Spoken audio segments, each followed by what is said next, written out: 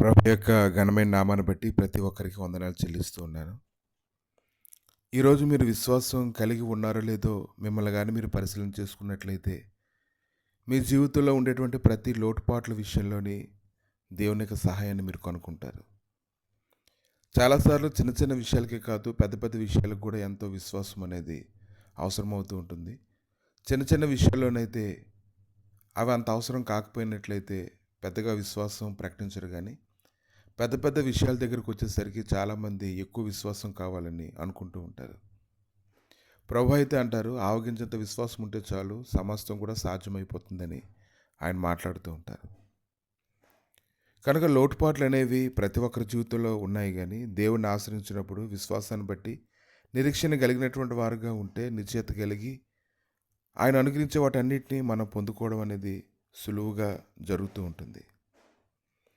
కాబట్టి మన విశ్వాసం కలిగి ఉన్నామా లేదా అని మనం పరీక్షలు చేసుకోవడానికి మన సమస్యలే మనకు ఉపయోగపడుతూ ఉంటాయి.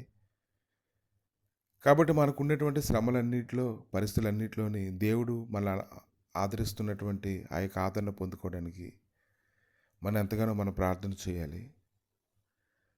కనుక సేవకులు అనబడినటువంటి వారు, విశ్వాసులు అనబడినటువంటి వారు పరిశుద్ధ గ్రంథంలో అనేక మందిని చూస్తూ ఉన్నప్పుడు, వారందరి జీవితంలో అనేక రకాలైన లోటుపాట్లు వచ్చినప్పుడు దేవుడు వారిని తప్పించి అనేకులు వారి కొరకు ప్రార్థన చేస్తూ ఉన్నప్పుడు ప్రార్థన సహాయం ద్వారా దేవుని యొక్క కృపను వారు పొందుకుంటూ ఉన్నారు. కనుక అనేకసార్లు మన విశ్వాసం కలిగి ఉన్నామా లేదా అనేటువంటి అనుమానం పీడిస్తూ ఉంటుంది, కానీ మనం దేవుని వైపు చూసినప్పుడైతే ఆ యొక్క బలహీనతలో మనం ఖచ్చితంగా మనం నిలవబడి పోరాటం చేసి గెలవడం అనేది జరుగుతూ ఉంటుంది. యోహాను సువార్త 2:1 3వ దినమున గలిలయలోని కానా అను ఊరిలో ఒక వివాహం జరిగిను. ఈ యొక్క మాట చాలా సులువైనటువంటి మాట. వివాహం జరిగింది, వివాహం చాలా జాగ్రత్తగా జరిగిపోయింది, అంతా ఆశీర్వాదకరంగా జరిగింది అని చెప్పుకుంటూ ఉంటాం, కానీ అక్కడ లోటుపాట్లు ఉంటే వివాహాలు అనేవి ఎలా ఉంటాయో ప్రతి ఒక్కరికి తెలుసు. కనుక వివాహం అయితే జరిగింది, చాలా ఆశీర్వాదకంగా జరిగింది, లోటుపాట్లన్నీ కూడా పూర్తి చేయబడ్డాన్ని మనం చూస్తూ ఉన్నాము.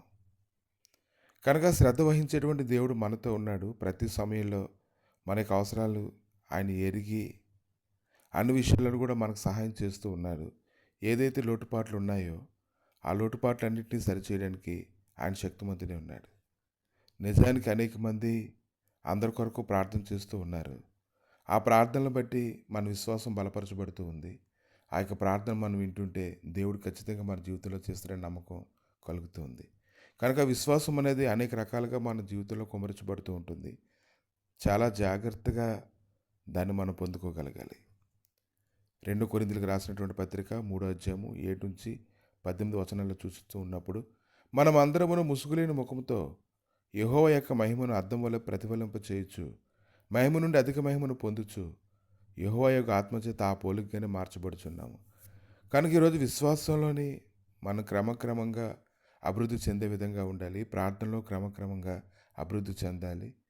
దేవుడి సన్నిధిని ధ్యానించడంలో క్రమక్రమంగా మన సమయాన్ని పెంచుకుంటూ వెళ్ళాలి. ఎప్పుడైతే మనం అలాగా ప్రయాసపడుతూ ఉంటామో, ఒక గ్రహింపు కలిగినటువంటి వారుగా ఉంటామో, అప్పుడు ఖచ్చితంగా మనకు అన్ని విషయాల్లోని దేవుని యొక్క సహాయం మనకు అందుతుంది. కాబట్టి దినాన కానా పెళ్లి విందులు వివాహం జరిగింది అనేకంటే ఆ వివాహంలో లోటుపాట్లు లేకుండా జరిగింది అనేటువంటి సంగతి అది కొద్దిమందికి తెలుసు. దాన్ని బట్టి వారు దేవుడిని ఎంతగా స్తుతించారు. నీ జీవితంలో నీ పరిస్థితులు మార్చివేయబడడానికి నీ విశ్వాసం ఎలాగుందో నువ్వు పరిశీలన చేసుకొని ప్రార్థనల ద్వారా, సహవాసం ద్వారా, లేఖనాలని లోతుగా ధ్యానించడం ద్వారా నువ్వు పొందుకోగలగాలి. ఏ దినానికి ఆ దినమే విశ్వాసం అనేది నూతనంగా ఉండాలి. దాని ద్వారా నువ్వు అన్ని విషయాల్లో విడుదల పొందుకోవాలని ఆయన కోరుకుంటూ ఉన్నారు. ప్రభువా, మీ దయగలిగిన నా స్థలకు అప్పగించుకుంటుండా ఈ దినమున కావాల్సినటువంటి గొప్ప కృపను దయచేసి నీ మహిమ సన్నిధిని నీ నడిపించి బలపరచమని, నీ గొప్ప ఆశీర్వాదం ఇది మొదలుకొని సదాకాలం తోడుగా ఉంచమని, విశ్వాసమును బట్టి సమస్తమును జయించుటకు కృప దయచేయమని యేసు నామములు అడిగి వేడుకుంటున్నాము తండ్రి. ఆమేన్.